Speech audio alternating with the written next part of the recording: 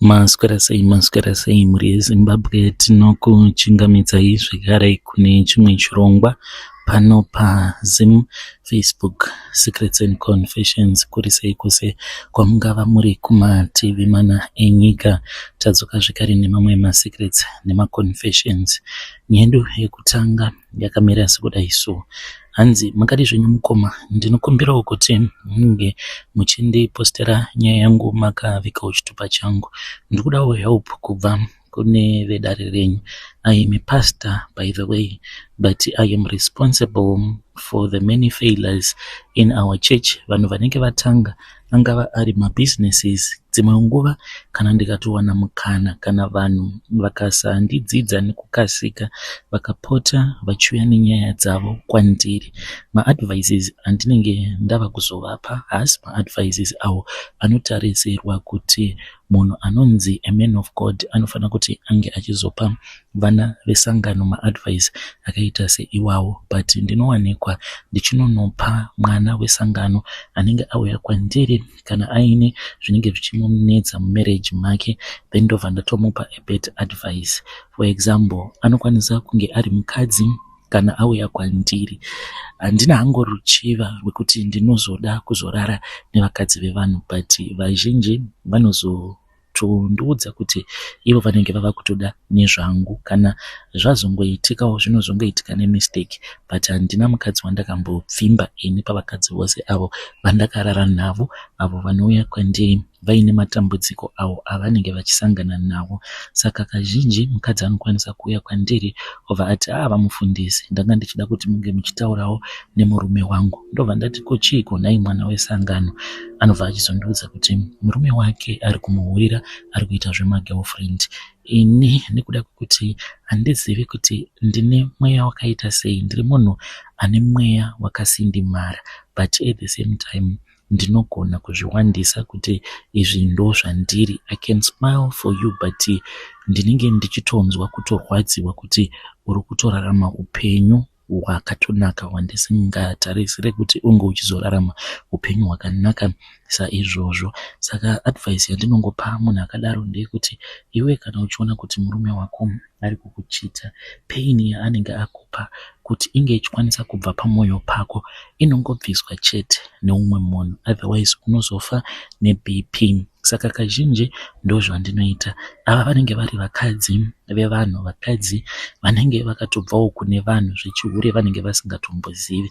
Ndini ndinozototanga kutovadzidzisa kuti kune chinonzi boyfriend. Kana uri mukadzi wemunhu unotoitawo boyfriend yako, yekuti kana ukasanganawo nezvaunenge wasangana nazvo mumarriage mako, kana uchida kumbobvisa stress, ndopaunobva uchizobata boyfriend yako kuri kuda kubvisa stress. But vamwe vacho ndo vanozongoti kwandiri vamufundisi, imi sezvo mutongori munhurume kuti hadii tangozviita, because ndinotya kuti ndinokwanisa kuzotapurirwa chirwere nevamwe varume kunze uko, sezvo zviri zvinhu zvandisati ndakamboita. Kana ariwo murume akauya kwandiri achiti vamufundisi, ndine 50,000 yangu yandakabata, handisi kuziva kuti ndotanga business rakaita sei. Business idea randinopa munhu ibusiness idea rekuti kumagumo kunenge kuine nyaya, because handidi kuona kubudirira kweumwe munhu. Handizivi kuti ndiri class yemunhu akaita sei, handidi kuti vanhu vange vachiuya kwandiri ndovapa maadvices then ndobva ndachizovaona vava kubudirira. Kana ndikaona anenge abudirira, mwoyo wangu unenge wava kutorwadza kuti dai atondiitawo involved mubusiness rake, because ndini ndakamupawo maideas. Ndichiuya panapa mukomana She, handina kumbogara ndakaziva kuti ndichasvikawo pakuzogadzira cost account, but mumwoyo mangu mune bundu. Ndinogara ndichingozvibvunza kuti asi kana kuri kunzi nhasi uno chaiye ndikanzi ndati kufa, ndichawana denga rangu rakandimirira here kana kuti ndichangoenda straight kugehena, nekuda kwekuti zvitadzo zvangu ndinoona sekunge zvakawandisa. Kana dziri sehama dzangu, ndingangoti akangoponyuka akakwanisa kuona kuti ndiri munhu akaita sei. Ndine imwe cousin sister yangu uyo akazoenda kumhiri kwemakungwa.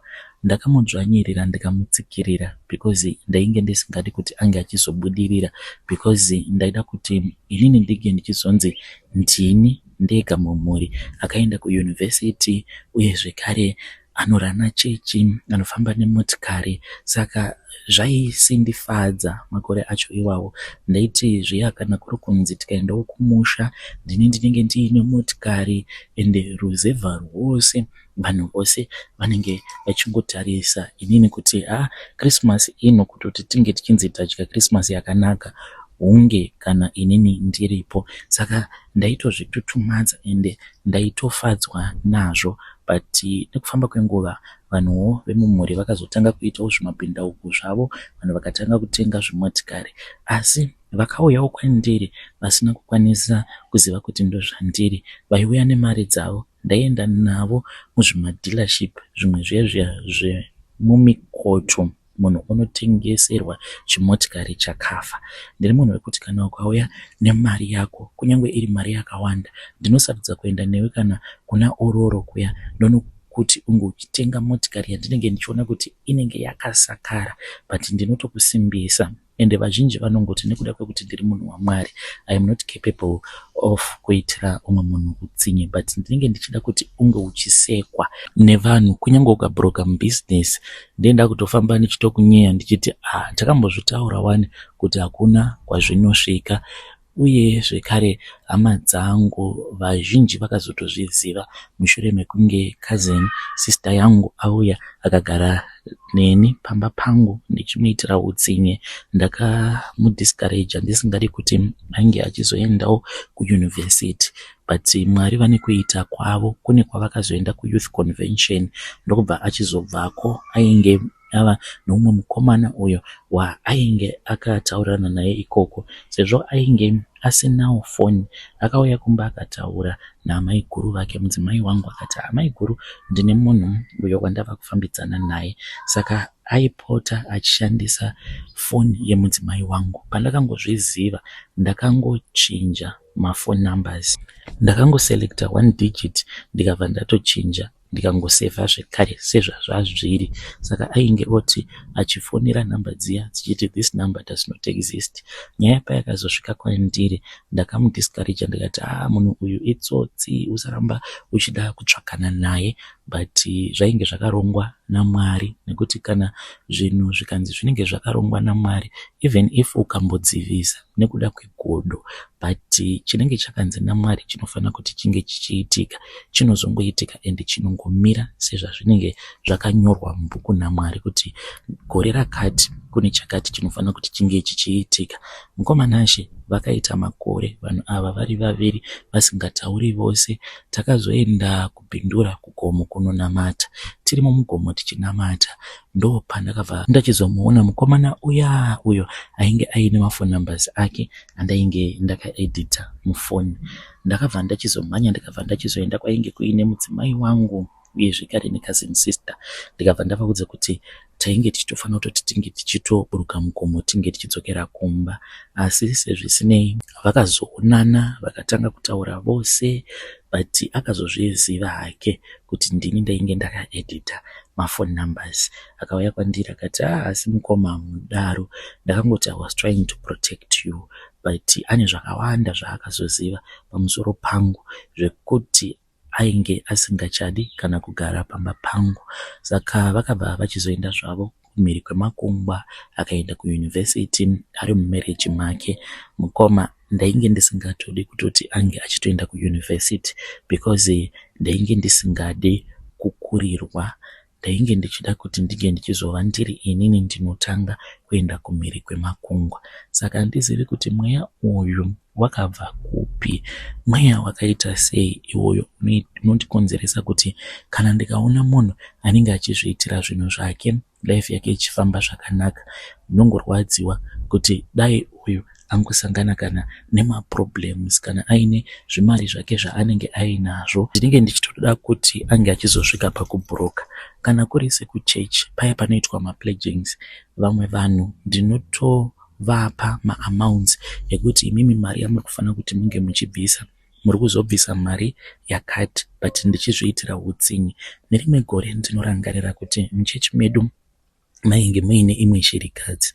Saka ainge aine mwana wake aifana kuti ange achizonyora O level. Kutanga kwegore takazoita mapledgings muchechi. Amai ivavo ndaizviziva kuti munhu ainge achida Mwari nemwoyo wake wose. Ndakabva ndachizoti vange vachiita mapledge, saka mari yandakavati vaifana kuti vange vachizobvisa muchechi yainge yakawanda. Mari yandaitoziva kuti vainge vasingazokwanisi kuti vange vachizoiunganidza mari iyoyo. Vakazotambudzika. I still remember kuti mwana wavo anenge akazonyora 4 subjects akapasa 3 gore iroro, then gore rinotevera akazonyora zvekare mamwe masubject because mari yainge isingakwani. Ndakatomukanganisira future mwana iyeye because ainge achigona zvisingaiti. Aitombopota achitouya pamba pangu achidzidzisawo mwana wangu mukomana, ende mwana wangu womukomana iye akangozvarwa aine a learning disability. Takazotozviziva nekufamba kwenguva kuti mwana tinongomurova zvedu but ane a learning disability. Saka ndaibatikana kuona mwana weshirikadzi achinzi kuchikoro is a head boy, anofamba nematicha vachienda kumaprovince akasiyana siyana, anobuda nyangwe paZBC vachiita mahigh school debate, but wangu inini mwana onzi ane a learning disability. Saka ndakangovaitira utsinye, vakashaya mari yekuti mwana wavo ange achizoregister masubject ose nenguva imwe chete, nekuti ndakazviziva kuti kana akangoita O level yake at one sitting, kana akapasa because aiva ari mwana ainge achigona, zvainge zvichazova nyore kuti ange achizowana maspons. But akaita macertificate maviri zvinenge zvisisina chiremo. Kunyange vanenge vachida kuzomuspons zvinokwanisa kuzovatorerawo nguva kuti vange vachizomupa sponsorship. Ndo zvandakaita izvi mukomana. Zvakawandisa, ndinokwanisa kutonyora kana bhuku rine mapeji akawanda ndichingokuudzai utsinye hwose uhwo hwandakaita nehwandichiri kuita. Apa ndinonzi ndiri munhu waMwari. Chirwere chepfungwa here zvinombokonzerwa neiko? Vedare ndo message iyo yandakatumidzirwa ichibva kuna vamufundisi avo. Ngatizamei kuti tinge tichitaura navo vamufundisi mucomment section. Hanzi chirwere chepfungwa here, is he a narcissist? Sei vasingade kuti vange vachiona vamwe vanhu vachibudirira. Let us try to speak with him mucomment section.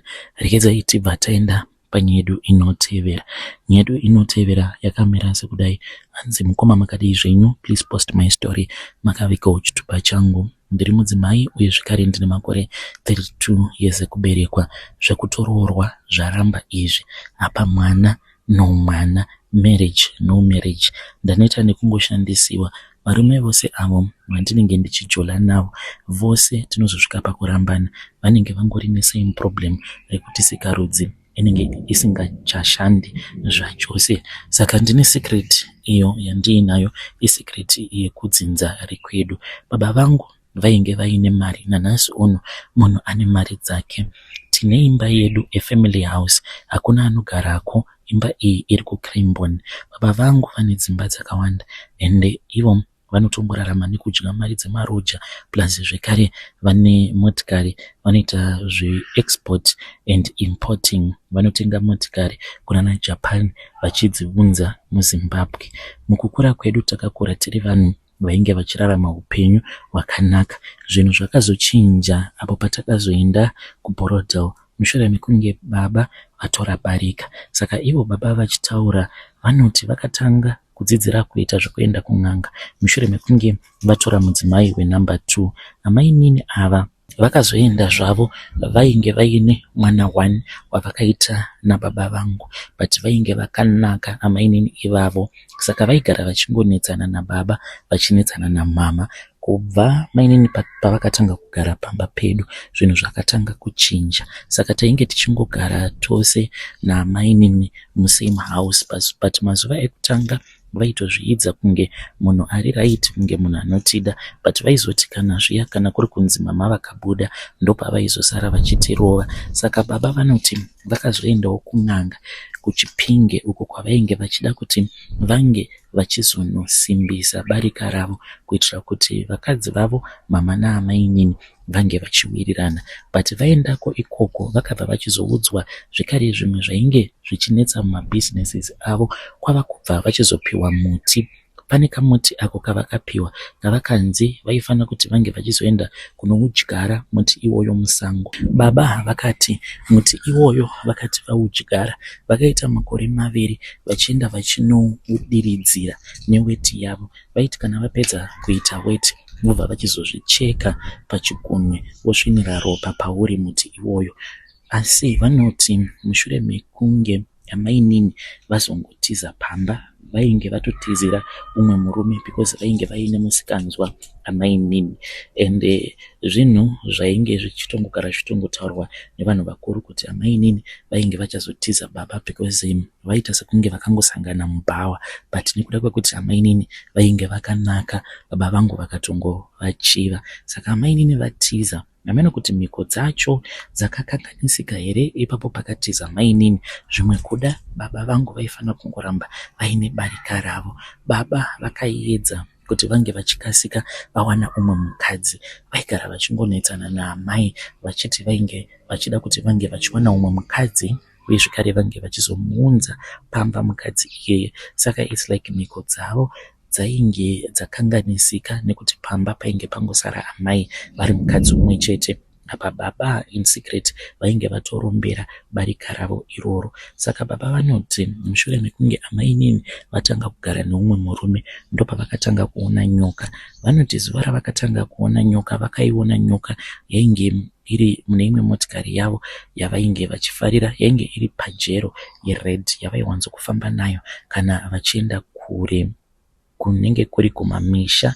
Sometimes vaimboshanda nema NGO, saka vaiwanzo kufamba nepajero yavo iyoyo. Saka vanoti ndoma vakaona nyoka. Nyoka iyoyo vanoti yainge iri cobra, iri ye black asi iri cobra. Saka hanzi nyoka iyoyo yakabva yachizotanga kutaura navo ikabva yati maposa, iwewe ndiwo wakanditsvaka, handina kumbokutsvaka, chiita zvatakatenderana. Baba vangu vanoti in secret vakabva vachizotanga kupota vachitenga huku. Vaitenga huku vomuka kuma 3 AM vouraya huku dziya vodziya dziri panze. Mangwana makuseni taingoona paloni kuti panenge paine ropa. Sometimes taitokwanisa kutoona kana huku inenge yakadyiwa. Saka taingoti zvimwe kuda dzainge dziri kidzi dzainge dzichingofambawo. But patakazobva kuBorodzel patainge tava kugara kuCraneborn ndopa zvakaita wese. Taitoona nyoka dzataiona waingoti kana ukaiona yaibva yatongonyangarika. Saka one of my little brothers started to get so sick. Akaitwa maoperation, handizivi kuti maoperation mangani. Vakazoti vachibva kuSingapore hanzi akati pavainge vari mundege akatarisa baba vangu akati, "Dedi, dai mangotaura chokwadi, dai maudza mama chokwadi nekuti imimi muri kuda kundiuraya." Ndokubva achizotanga kuchema. Hanzi kubva pavakabvako kuSingapore akazotanga kutaura vachingonosvika pamba ndopa akati tadzoka kuZimbabwe, ndokubva atonyarara. Saka baba vangu vakabva vachizotanga kuchema ndopa vakabva vachizotaura nyaya yavo yekuti vainge vakapfurirwa nefriend yavo iyo yakati kwavari, kana watofunga kuita barika zvinenge zvichida kuti unge uchizosimbiswa pachiboy, otherwise vakadzi vako vanongoramba vachingonetsana vozogumisidzira vava kuroyana. Saka baba vakabva vachizotiratidza nyoka. Pavakatiratidza nyoka yacho mukoma, it was very funny because vakangoenda kumotikari kwavo ndokubva vatodzoka vainge vakabata chimwe chipaipi. Kune zvimwe zvimapaipi zviya zvinoshandiswa kana uchida kudira petrol kana fuel muzvimajerikeni. Ndo chipaipi chavainge vakabata but chiri cheblack. Vakati ndo nyoka yacho iyi yakazopanduka mushure mekunge ndaenda ndichida kunodiridzira muti wangu. Ndikasvika ndikawana muti wanyangarika usisipo panzvimbo pandainge ndichiziva kuti apa ndo pandakausima ende ndo pandaigara ndichingoenda ndichinodiridzira neropa neweti yangu. Vakati saka ndo nyoka yacho iyi. Pavakati ndo nyoka, mama vangu vakatoseka vakati icho chipaipi ndo chamuri kuti ndo nyoka. Chipaipi ichocho mukoma pavakachikanda pasi chakatotanga kutofamba ndokubva chanyangarika. But by the time pachakazononyangarika chainge chatoshanduka kutoita nyoka cobra yainge yakatofutisa pahuro apa, but iri yeblack. Ndainge ndisati ndakamboona cobra yeblack muupenyu hwangu hwose. Apa yainge ichitoshinyira zvainge zvichityisa. By the time when I turned 18 mukoma, mumba mainge mava kutopota muchitopinda kamwe kadhara kaiuya kachizorara neni. Ndakati apo pandainge ndava ne21 years handizivi kuti chii chakaitika. Ndainge ndiri upstairs ndichangobva mukumoka after an afternoon nap. Ndakangonzwa kuti ndiri kunzwa pain. Pandakada kuti ndige ndichiburuka pamubhedha ndakangoridza mhere ndobva ndatodonera pasi. Ndakazoendeswa kuchipatara mukoma ndisingachazivi kuti ndainge ndiripi. Chibereko changu chakabuda kunze. Kuti zvakaitika sei handizivi, but kupedza ndakarota kadhara kakauya kwandiri kainge kaine zisikarudzi rainge rakareba kudazve about 1 meter. Ndobva ndatongobatwa nehope. Handizivi kuti kakazondirepa here kana kuti chii chakaitika. Saka takabva tachizobva kuCranbourne ndobva tachizotanga kugara kuBulawayo. Apa tainge tava kungotiza nyoka iyoyo yadhedhi vangu kusvika pavakazoenda kuMalawi vari vega. Till this day dhedhi vangu vanoenda kuchechi kwavo vari vega. 7th day vakabva vabuda muPentecostal church vakatanga kuenda ku7th day vakati handidi vana vanoenda kumaPentecostal church nekuti ndaneta nekudyirwa mari nemapastors. Saka baba izvezvi havatotaure especially neni, vakatondivenga mukoma. Kunoko kuSouth Africa ndinowanzo kuti kana ndikaudza vanhu vanondiziva kuti baba vangu vatori nedzimba dzakatowanda muHarare, vanhu vanoramba, because kunoko I'm just working as a maid, ndinotogarawo mumukuku, but baba vangu vatori nemari. Saka one of my brother iye akazoenda kusaidi rababa, vanowirirana zvisingaite. Kana akangondifonera chete mukoma ndinobva ndatoenda kuperiod. And anoti zuva raanenge andifonera kana kuri kunzi ndinenge ndine munhu wandinenge ndichiri kudanana naye, pangava pari pafoni kana kuti takatomboonana, relationship iyoyo inobva yatongodhakwa. Munhu anotongondiramba no reason at all. Kana ndikangofonerwa nebrother yangu, kunyange ndikachinja masim card, anotongokaruka atongondifonera. And kuti ndirambe ndichingochinja manhamba hazviiti, because WhatsApp yangu ndo yandinoshandisawo kubasa, and most of my other relatives kana dziri sehama dzababa havana kana sei pane zvose izvo zvinoitwa nababa vangu. Mama vanguwo zvekare vanoita sekunge vakatogadzirwa. Kana kufamba amai vangu havachagoni, vakangotanga kungofuta like obesity, but isiri normal. Zvakatanga 2 years ago pandakazoenda kumba ndakachema because pandakaona mama vainge vakatogara vari palone. Ndakati ndiamai vangu here avo. Ndikatotanga kutoeredza misodzi. Vakati kwandiri hakuna munhu anochema achiri mupenyu.